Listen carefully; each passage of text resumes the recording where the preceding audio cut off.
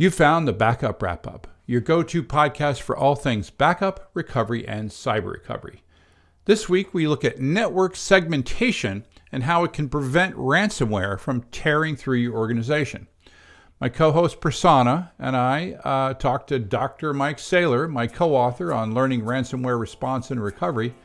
And we talk about, first off, we talk about what it actually is, what VLANs are, how they figure into this, the need to talk principle, and also microsegmentation. We start with the UCSF ransomware attack as a good case study. They did get hit, but they weren't destroyed, basically because they got this right. We talk about how to do this without destroying everything. Not that I've ever done that.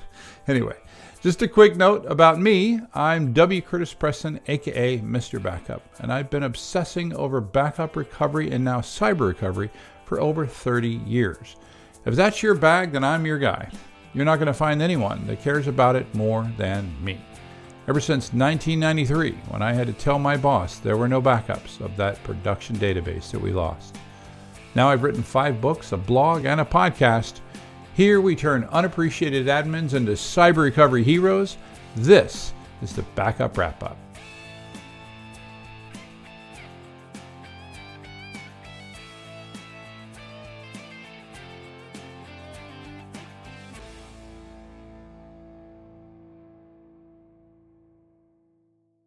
Welcome to the Backup Wrap-Up. I'm your host, W. Curtis Preston, aka Mr. Backup, and I have a guy who continues to surprise me at the stuff he knows about. I don't remember what it was, Prasanna, but just like the other day, we were talking and you were like, you started talking about something else. What? Where you're like, are you surprised that I know this? And then it was something yet again where I'm like, of course you are aware of I don't know what it was, but something. Prasanna, Malayandi, how's it going, Prasanna? I'm good, Kurt. You know what it might have been? Was it our discussions around PoE? Probably was about PoE. Yeah, exactly. The power over Ethernet for those uninformed. I've been living PoE quite a bit lately because I've been basically reinstalling, replacing all of the cameras in a updating. Thank you. Updating a PoE based security camera system for a preschool. And it's been a journey, and lots of time on ladders, and good times. I have yet to fall or anything. I have drawn blood at least once, but anyway, that's expected though. Yeah, it is expected. But anyway, and then we have our intrepid cybersecurity professional, Dr. Mike Saylor. How's it going, Mike? Well, guys, thanks for having me. Yeah, I am, no one at home knows how much effort we went into today to get you to sound good. We were having so Usually much difficulty. A voice changer would do that, but today was microphone troubleshooting. That was something. Yeah. But wait, Curtis, before you go on, I think it's been a while. You should probably sort of give a bit of background about Dr. Mike. Yes. Right. Yes. Because I know we've been having him on a bunch recently on the podcast, Yes. So I think it might be worthwhile.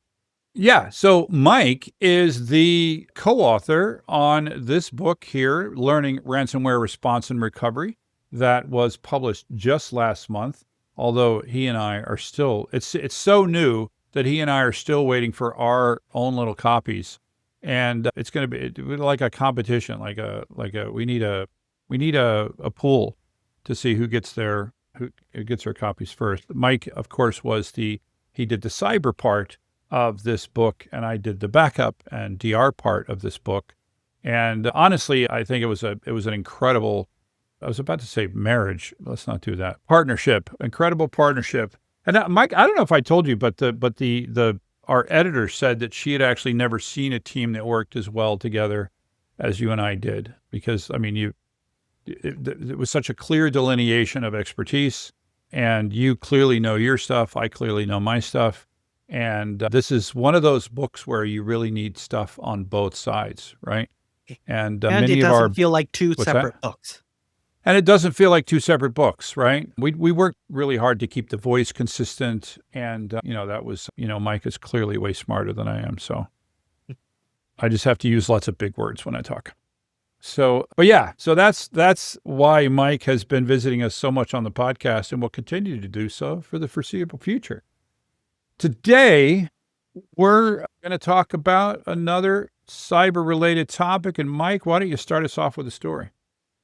There's so many good stories, but one of the stories we'll talk about is healthcare related, because they are one of the highest targeted industries for a number of reasons. One, it's easy to leverage them. If you can bring the hospital down and you want to get paid in return for restoring hospital operations, that's good leverage. Patient data is pretty valuable, both from a identity theft perspective, but then, believe it or not, big pharma and some of these other less than reputable companies are willing to pay for patient like oncology reports and like, what could we sell this person, or what data could we use to promote our new drugs or procedures. So there's a lot of reasons for that, but nonetheless, University of California, San Francisco, UCSF. UCSF. In an industry full of acronyms, sometimes I get them wrong. So University of California, San Francisco got hit with ransomware. When was it's not this? real clear how it happened, but when? Yeah. It's probably like five years ago, 2020 maybe. Yeah. Which is another topic of discussion is, that even though it's been 5 years, the way bad guys compromised them and how that whole thing went is still current. It's still stuff that happens today and yet, tomorrow. It's nothing that we've done in the last 5 years has helped mitigate this. And in this particular case, it was what we believe, or they believe, to be compromised credentials. So it wasn't a phishing attack. It wasn't, bad guys, truly kicking down the door. It was likely remote access or VPN credentials that were harvested some other way, whether they were easily guessed or, former employee didn't get turned off, that kind of thing. So ransomware group got access, deployed their ransomware, and, people started having a bad day. The good part of that, though, is I think the topic of today, which is network segmentation. This environment was very well segmented for any number of reasons. One of them could just be compliance. HIPAA compliance in healthcare strongly advises, if not in some cases, with regard to confidential or sensitive information like healthcare records, requires segmentation. This group did very well at segmenting their core IT environment from their healthcare operating environment, from their lab environment. And so when one part of that network got infected, it was contained within that segment.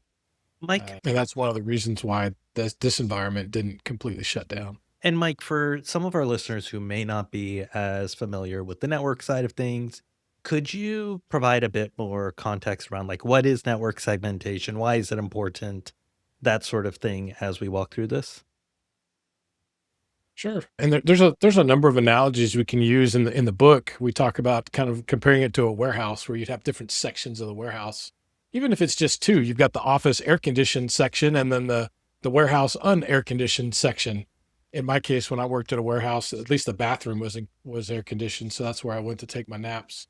But in company environments, and it's not just for security, it's also for management and maintenance and bandwidth control. I mean, there's a lot of benefits to network segmentation, backups, and there's different ways to approach it. So there's strategy behind this too. It's not just, marketing has its own segment, or the first floor is a different segment than the second floor, or your production network is a different segment than your voice over IP network. The idea is, how do we organize our environment from an operations and management perspective? So now we can truly measure and manage network traffic, anomalies, troubleshooting.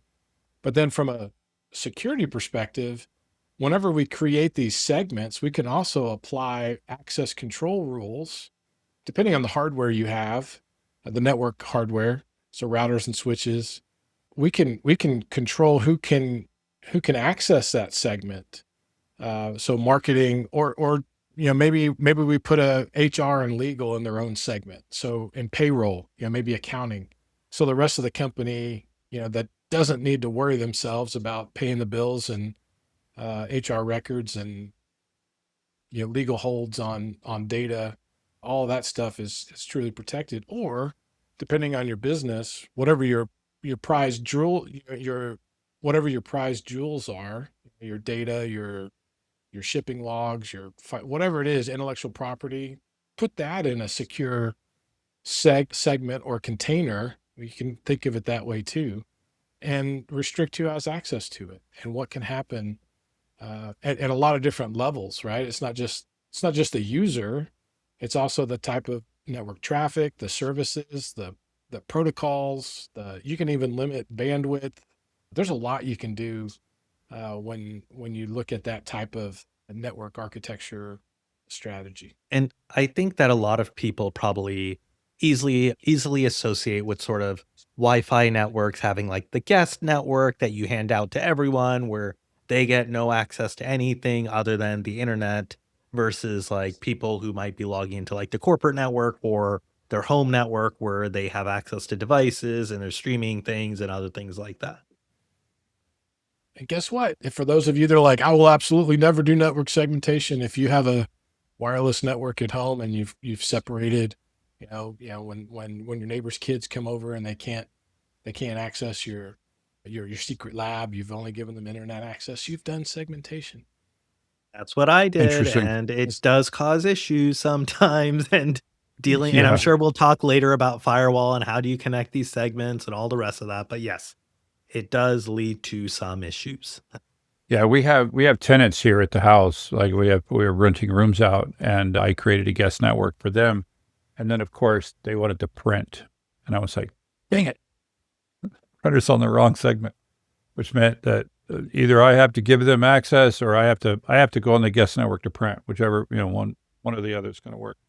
So and by the way, luckily this recording was segmented because I just got a call from my daughter, able to take that without destroying the rest of the recording.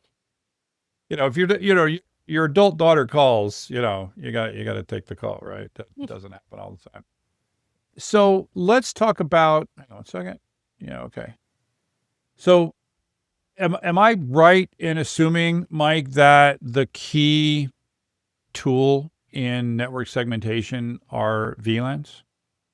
The key tool is network devices that would support segmentation. Okay, all right. Yeah. The old school way is still just as effective. It's just not as easy. It's not it's not an interface that I can log into and just drag and drop and click buttons. I've got to Right. do some command line, right? So So let's friendly. let's go back. Let's go back to that old school way. The old school way was literally you got to switch for this, you got to switch for this, and never the twain shall meet. Is that what you're saying? And that now we have VLANs. What is a VLAN? Well, a VLAN is a capability of a switch. So newer switches, and I say new, but the VLAN capable switches have been around for 10 or more years. New to those of us with gray in our beards. So the older switches still could do segmentation, but you would have to, you'd plug a console cable into the back of the switch, and you would bring up a command prompt, and you would have to physically type and know what to type, the commands and the configuration of the segments that you want to create. And, heaven forbid, now we've got to add security with access control and other things. That's more typing and more things you have to know. And it prone to mistakes. And from a backup perspective, also something you would want to back up. So if that switch died and you need to put a new switch in, you've got a backup of that config for all those segments. Because if you don't, then your network is broken and everybody's upset. On the newer switches, even being around 10, 15 years, you still log into the switch, but you can do it over the network. You don't have to have a console cable. You hit the IP address, you get a nice user interface like a web page. And there are tabs and buttons and blanks to fill in. And as you interact with this interface, it's writing all that code in the back end to create these VLANs. And now it's a graphic, dashboard that shows you all your VLANs. You can name them, you can apply restrictions, you can do reporting. I mean, it's pretty It's pretty easy to use. And so with VLANs, right, you're basically creating those segments that you had talked about earlier, right, Mike? So you might have say, a VLAN ID of 10, which is your production network, maybe a VLAN ID of 20, which is your guest network, maybe a VLAN ID of 40, which is your HR network. And in most cases, once you configure it, these VLANs should not cross unless you give access for them to communicate with each other. Now, I know there are some systems out there where once you create a VLAN, it allows traffic by default, which isn't always the best approach. Right? I know, Curtis, we've talked a lot about sort of, okay, shut everything down and then sort of add things back. And so I think from a VLAN perspective, yeah, you want those isolated except for the things which should be allowed to talk across each other. You're right. And I think the majority of devices that support VLANs do unrestricted by default. So it's going to start with everybody can talk to this segment. And so, and I don't think VLAN stands for virtual local area network. And so when we talk about segmentation, within this company network, you've got the local area network, the LAN. And when you create a segment by itself, it's not necessarily a different LAN, but when you restrict it, it becomes kind of a LAN. Mm-hmm. So because you've got to have access to it, just like you would the normal company network. Well, very similarly, when we talk about VLANs, because it's virtual, I'm not adding new hardware. I'm just adding or taking advantage of the capability of this new switch, this new router, this new gear that allows me to virtually configure.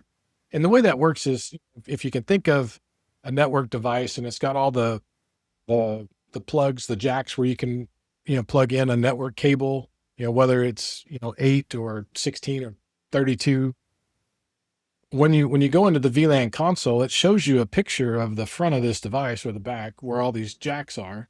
And you click on the ones that you want in this VLAN. So it's both physical and virtual from the perspective that it's applying logic to the traffic within the device, and then physical on the front end where, if I want something on VLAN 1, I just need to plug it into whichever jacks on the front of this device I've assigned to VLAN 1. Yeah.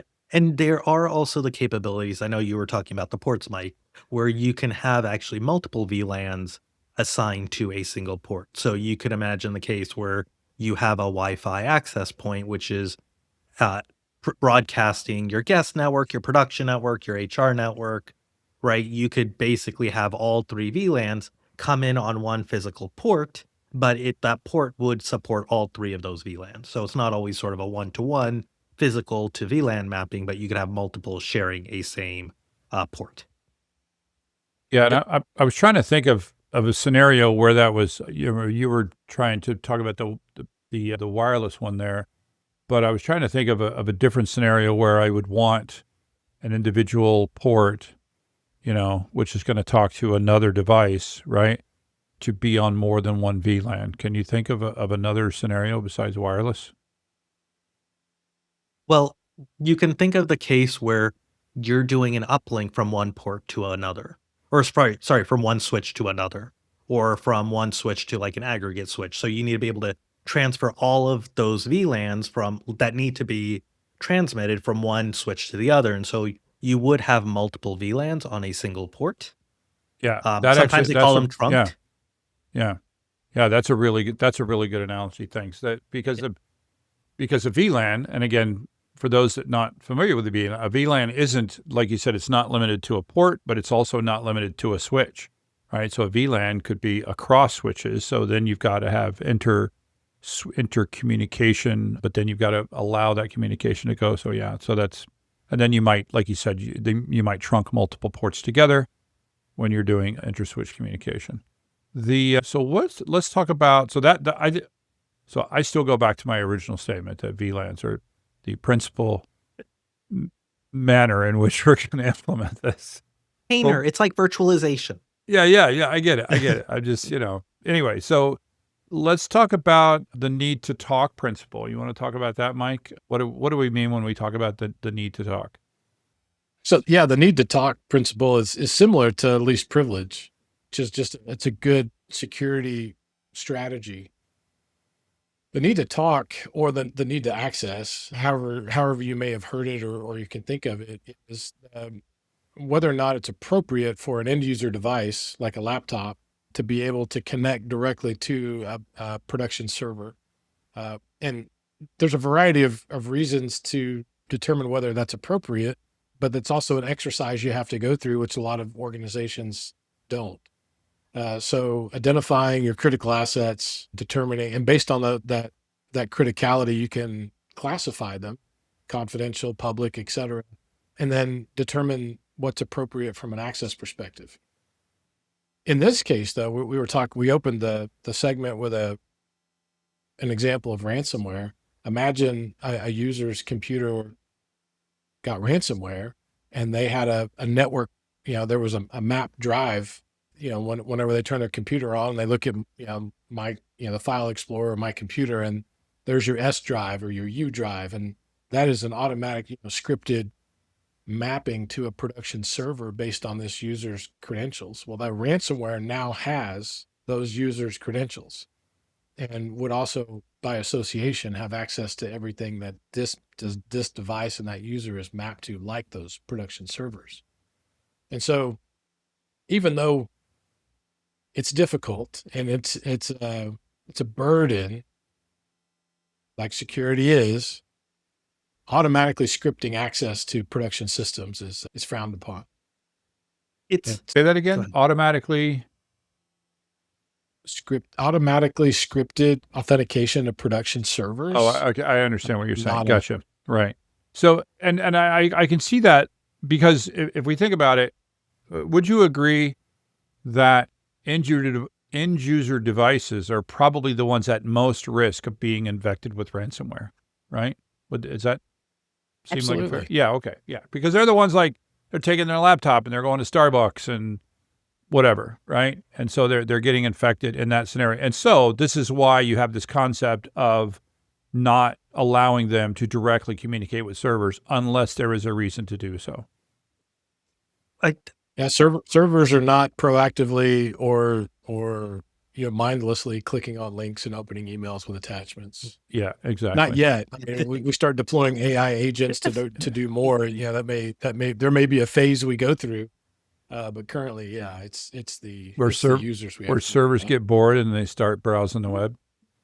So right. So I was just, as you guys were talking through this, I was thinking about the episode, I think a couple of weeks ago, maybe we had, where we were talking about sort of users having admin access to on their systems, right? And it's very similar in this case, right? It's like, hey, it's easier to just be like, yeah, users get access to production, whatever. I don't need to worry about authorizing access every single time someone needs it. Maybe my IT shop is a little lazy or doesn't want to deal with these issues, or the end users want certain privileges, I guess. And so it's sort of a bad design to say, hey, all the users can run as root or admin on their personal laptops. I think in the same way here, it's sort of like, okay, if you let them run with full access to production, that may be a risky maneuver. Same thing. It's less work, just like you're saying, Mike. It's more work to do what we're saying. It's more work to segment. It's more work to say servers can't talk to laptops unless there is a particular reason for them to do so, and they can't talk to mobile phones and all of that kind of stuff. Question. Yeah. Okay. Mike. Well, but it's a good idea to do so. Just like everything that we talk about. Literally, there's nothing that we say in any part of this book where it's like, here's this thing that you could do that has no effort and great level of reward, right? There's just, there's everything we say. It's like, you should probably do this. There is a great amount of reward, right? A great reduction in risk. Imagine, just like, again, another previous episode, not that long ago, we talked about, if you don't have business with China and Russia and other similar countries, then just don't let servers in anyone in Russia or China communicate with your servers. Just turn it off, and boom. Takes a little bit of effort, huge amount of reward in terms of making sure you're not going to get stuff from that. Of course, what those guys are going to do, just hop on a VPN and pretend like they're in the U.S. But again, we're trying to stop the stupid bad guys, not the smart So ones. you talked about the effort, right, Curtis? And we understand that managing these environments, especially as new applications are spun up, right, new systems are brought on board, it's complicated, right? You have a network admin who's probably very overwhelmed, or an IT generalist. And yes, the tools may be easier to configure it and versus what they used to be, but it's still work, it's still effort. You still need to monitor all the rest of that. And so you are managing these rules in order to allow those access. And Mike, in some of these environments, and I know you're just going to say it depends, but like how many firewall rules do you see sometimes in these? Like, is it like tens to hundreds? Is it thousands? I'm sure it varies significantly, but like these are rules that someone created, someone has to manage, right?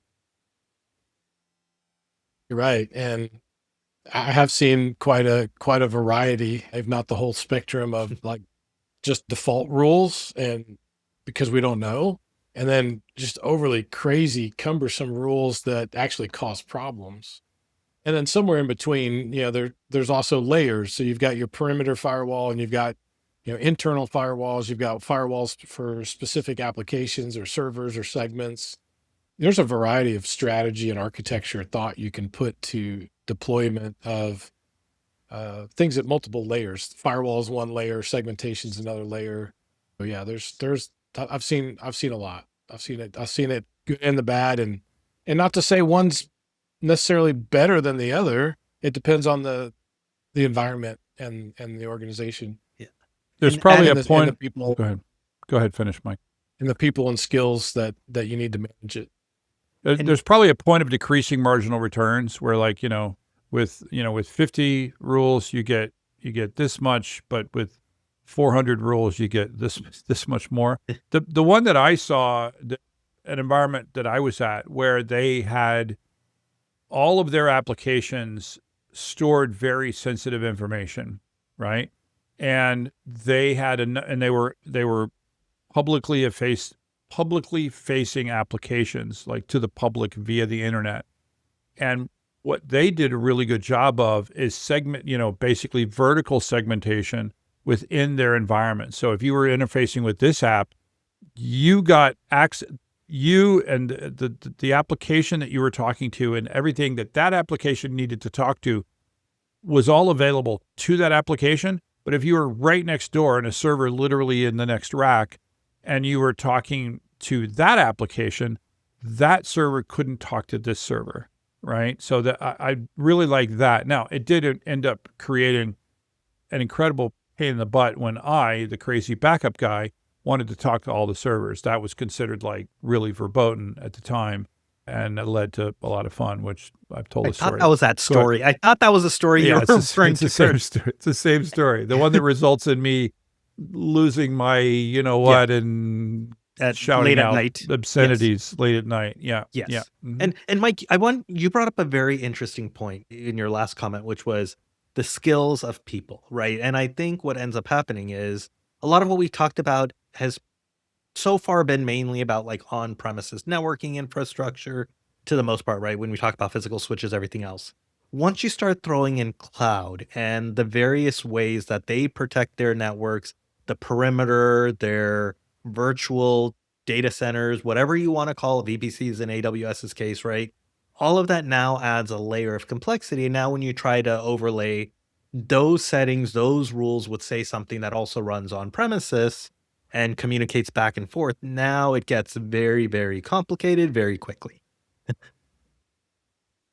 It does. I will add as part of this conversation that virtualization has so many benefits, and security is one of those. If something's compromised, you just blow it away and go back to the most recent snapshot if you've got a good strategy around that.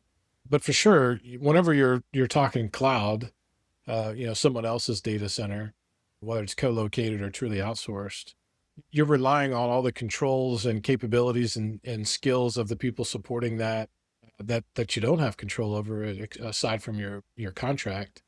And then all of the communications between you and them. So how are you syncing? How are you sending and receiving? How do we ensure that access is appropriate? And how are we monitoring all of that? And so one of the things I was going to touch on just from the last thread was the more complexity you add to your environment, the more overhead it's going to take to make sure, well, one, how do we troubleshoot what's going on? What is anomalous? How do we go through these different layers to figure out what happened? And then back to the skills, you've got to have the right people. And sometimes those people will tell you, you need all this stuff. It needs to be this complicated thing, which maybe that's because of where they came from and Shiny new how they toys. built it out of their environment, right? Or sometimes selling you this overly complex thing is their way of sometimes overselling themselves. So a word of caution there too. The more layers and things you put in place does not necessarily mean that you're more protected or that your operations are going to be more reliable. In the majority of cases that I've been involved with, it's actually been the opposite. The more complicated something is, the more difficult it is to respond and truly analyze things. It's also more difficult to manage it and keep it up and running. Well, I'm glad you brought that up because the next topic that I wanted to talk under this, and it's related to the thing that Prasanna just mentioned, which is the concept of microsegmentation, right? Where we're not just limiting things to VLANs and things like that, but we're also saying this application can only talk to this application, or this piece of storage can only talk not just to this server, but especially in a world of the cloud. Where I, for example, have seen this when, Prasanna and I used to work at a cloud backup company, and they used S3 as their target, and they had S3 configured so that only their application could write to that S3, write and read to that S3 bucket, so that even if you somehow had managed to break through all of the levels of security to get to S3, you wouldn't be able to actually read or write because they had already configured it so that it could only talk to the appropriate application.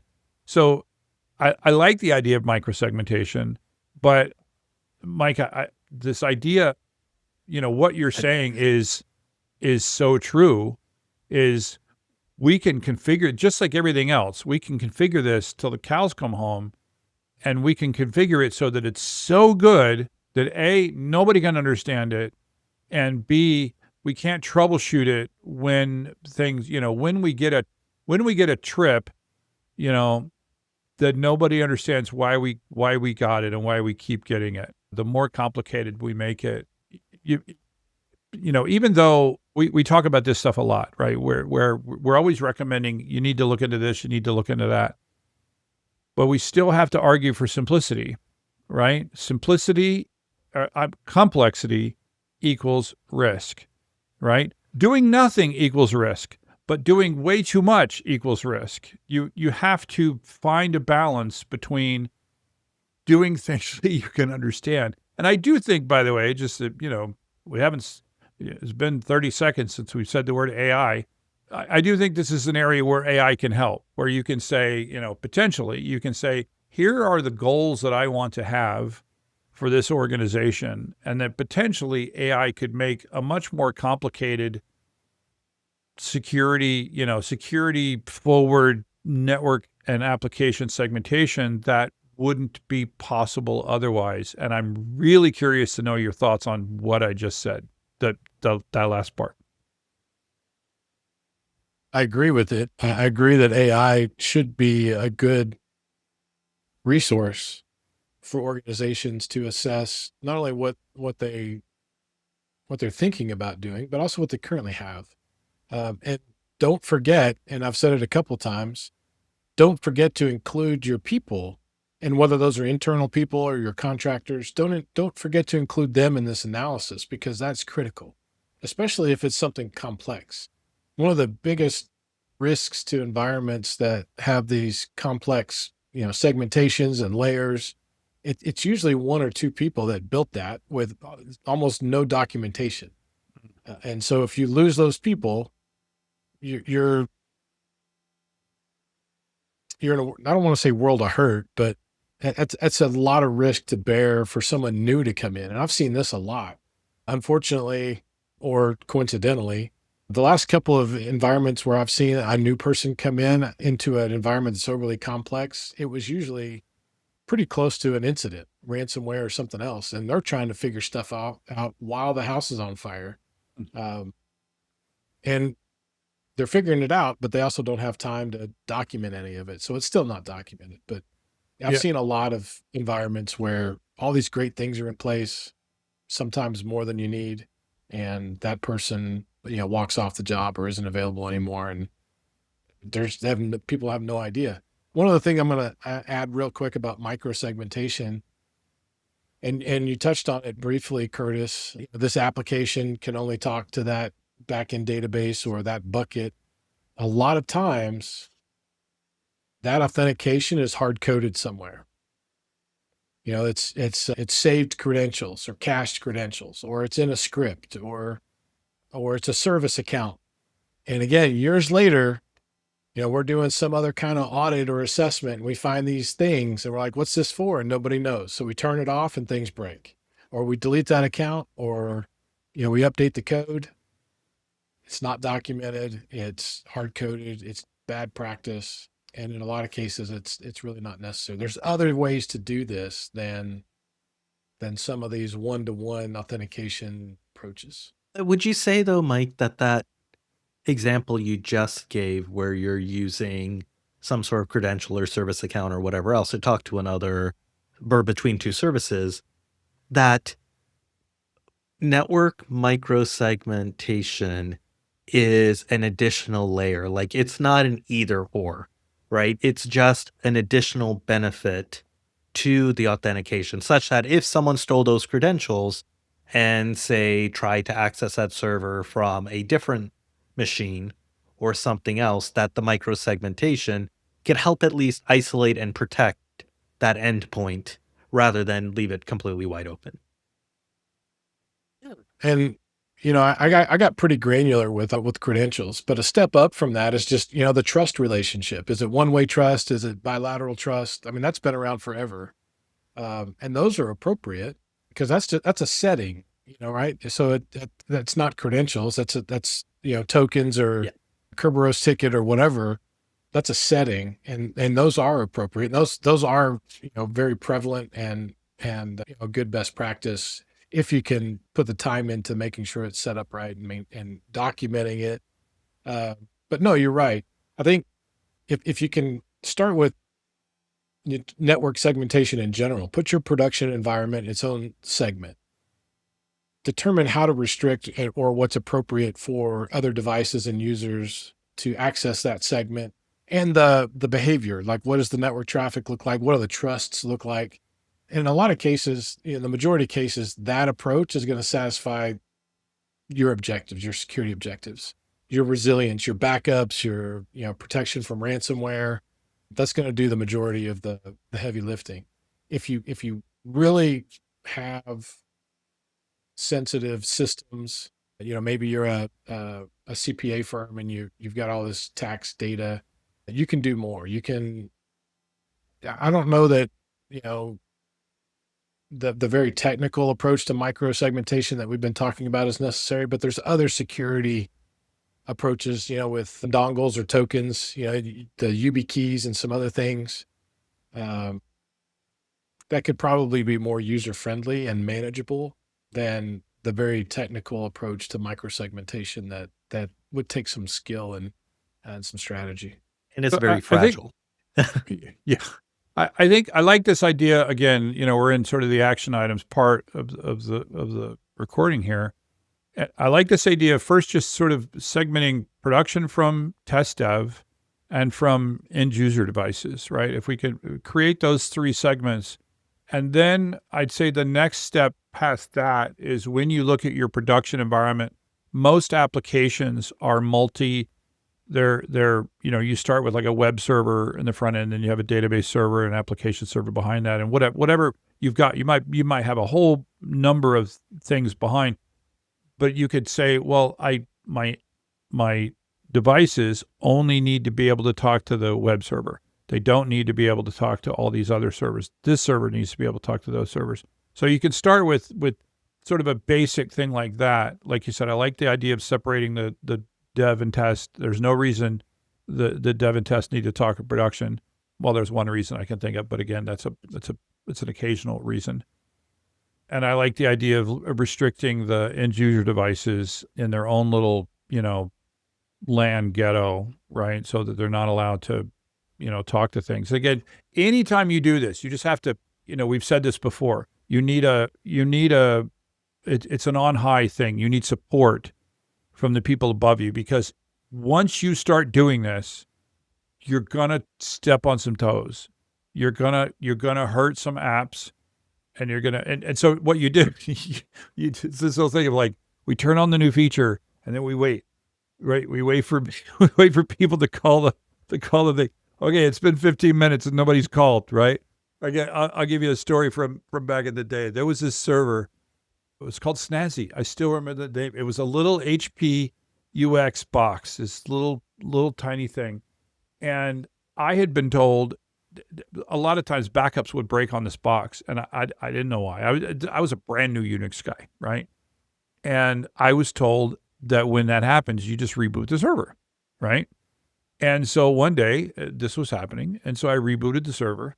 And then all of a sudden, whoop, whoop, whoop, whoop. People are literally running into the server room. They're, what's going on with Snazzy? I'm like, it's rebooting. They're like, that's our communication. That is the server through which we communicate to the mainframe in Dallas. The mainframe that has all our money, and we're a credit card company. Yeah. So you're going to break things, but you need to be prepared. The management needs to prepare, and they need to support you. We're going to do this. We're doing this for a reason, and we're doing this, in a way that we're trying not to step on as many toes as we can. But anyway, I'll step. But I think also you could just, like you said, you do it in a phased approach, right? You start with those 4 groups, right?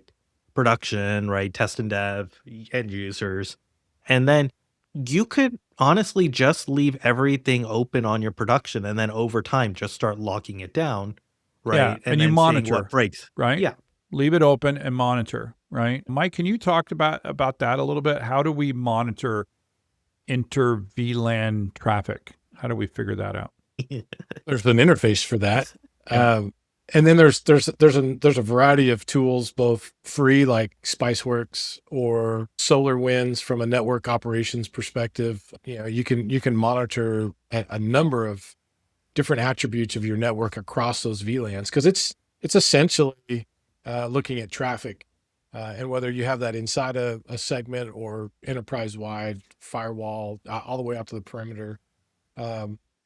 But that's really just network attributes. So bandwidth, thresholds on packets, users, machines, health, is someone trying to print across different segments. You can see all those protocols, all that good stuff.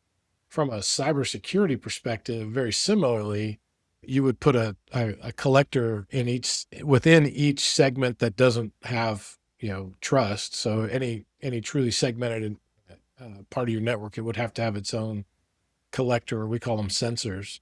And then you would push all the syslog and agent data to that collector. That collector would then meet up with other collectors and consolidate before it goes out through the firewall to a cloud data lake. And that's where we would run all this analysis. Would that be a collector of collectors? Be a collector collection, a collector. Yes. All right. Yes. Well, hey, I think this has been a good recording. We got, we get in the weeds on how to do this, and obviously the implementation is going to vary from environment to environment, right? And how you actually do the dragging and dropping. And I think Mike is recommending that everybody just go back to old school LANs, not VLANs, just ports on a switch, no AI, no V anything. Just not recommending that. Mark of the day. I'll tell you, the new generation of hack. The older guys are they've finally filled their nest egg and they're on a beach somewhere, or they finally moved out of mom's house. But a lot of the newer guys don't know how to hack some of the legacy stuff. Old IBM, Big Blue hardware, Novell. They have no idea how to hack a Novell, even though there's good stuff out there for how to do it. So I'm not saying, simple network, flat network is bad, as long as it's appropriate for your environment. Right. in your risk profile. But yeah, there's any number of things, segmentation, load balancers, firewalls at the application, network, even operating system level. I mean, there's a ton of resources out there. You just have to do an analysis. You have to know yourself and what you're trying to do, what your objectives Right. are, and where everything is, that inventory, and then figure out the best approach to protecting it all. Well, Prasanna, thanks again. You got to show off your VLAN expertise there. This is what I've been doing at home the last couple years, Curtis. Got to try things out for once. All right. And once again, thanks again, Mike, for being on the pod. You're welcome. All right. And thanks to our listeners. You are why we do this. I hope you're enjoying this. Give us a comment, give us a shout out, recommend the pod to other people, and tell them to buy the dang book while they're at it. There you go. The Learning Ransomware Response and Recovery by W. Curtis Preston and Dr. Mike Saylor. That is a wrap. The Backup Wrap-Up is written, recorded, and produced by me, W. Curtis Preston. If you need backup or DR consulting, content generation, or expert witness work, check out backupcentral.com. You can also find links for my O'Reilly books on the same website. Remember, this is an independent podcast, and any opinions that you hear are those of the speaker and not necessarily an employer. Thanks for listening.